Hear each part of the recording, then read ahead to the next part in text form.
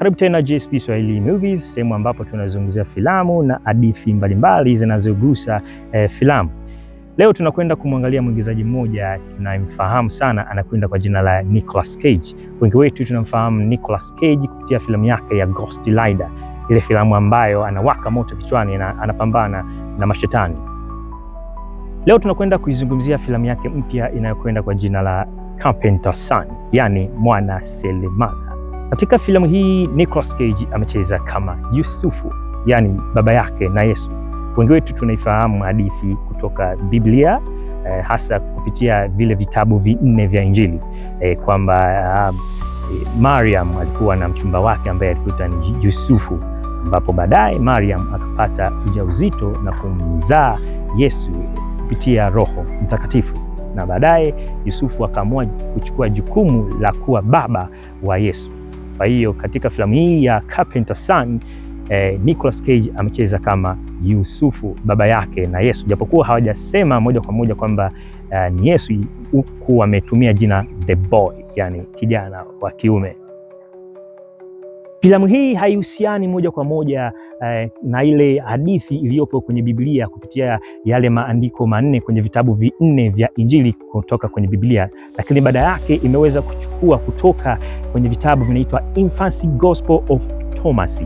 Vitabu hivi vimeeleza namna maisha ya Yesu yalivyokuwa akiwa mtoto mdogo, kitu ambacho kwenye Biblia ya kawaida ambayo tunaijua wengi wetu hakijaweza kuandikwa, au historia hii imefichwa, haijaweza kuelezwa moja kwa moja. Hadithi inaanza, tunamwona Yusufu, Mariam pamoja na kijana wao Yesu wakiwa wamejificha katika nchi ya Misri, pembeni kabisa, wakiishi maisha ya upweke, ambapo sasa huyu kijana anaanza kudevelop, anaanza kujitambua, anaanza kugundua uwezo wa ajabu au nguvu za ajabu zilizopo ndani yake. Na hapo tunaonyesha maisha ya hofu ambayo walikuwa wakiishi Yusufu pamoja na Mariam kupitia huyu mtoto.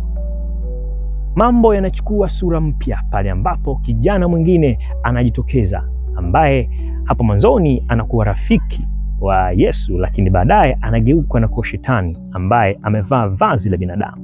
Na hapo ndipo vita kati ya nuru na giza inaanza. Watu wengi wanasema kwamba hadithi hii imepotosha ukweli wa Biblia. Kwa nini? Kwanza kabisa, imekwenda kinyume na maandiko au Injili 4 tunazozijua. Lakini pili, imekwenda kuonyesha maisha ya utoto wa Yesu, ambapo alikuwa akikinzana au akipingana au akishindana na vita ya kiroho, kitu ambacho si kweli. Kwa Biblia tunaonyesha kwamba Yesu alipokuwa tayari amefikisha umri ule wa miaka 30 na kadhaa, ndipo alipoingia rasmi kwenye kuitenda kazi ya Mungu, na tunaambiwa kwamba alikwenda kujaribiwa na shetani jangwani kwa muda wa siku 40. Lakini kwenye filamu hii wameonyesha kwamba Yesu alikumbana na shetani na majaribu ya shetani akiwa mtoto mdogo. Lakini wengine wanadai kwamba hapana, hadithi hii inaonyesha upande wa pili wa hadithi, ambapo tunaona maisha ya Yesu akiwa mtoto, akiwa anakuwa, akiwa anajitambua, akiwa ameanza kujua nguvu iliyoko ndani yake. Kwa hiyo ndugu yangu, rafiki yangu, mpenzi mtazamaji, utakapoiangalia filamu ya The Carpenter's Son, jua utaiangalia kwa namna ya starehe, lakini pili, iangalie kwa namna ya kutafakari. Yani tafakari kwamba je, tunayafahamu vipi maisha ya Yesu? Au tunafahamu vipi maisha ya Yesu upande wa pili?